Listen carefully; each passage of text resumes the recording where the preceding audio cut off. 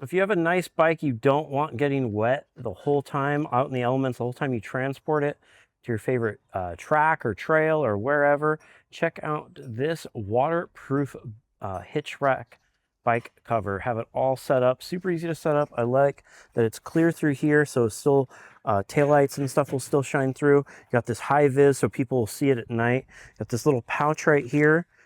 You can see it has straps all through it, so it's super secure.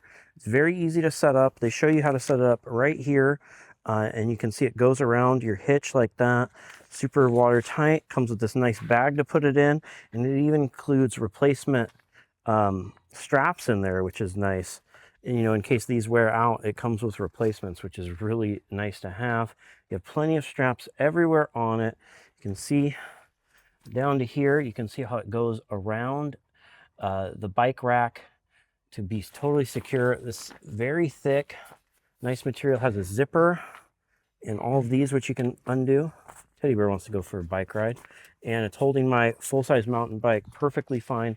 It unzips all the way up to here, and then on the other side it has two zippers, so then it unzips up to here on the other one. That one's down there though.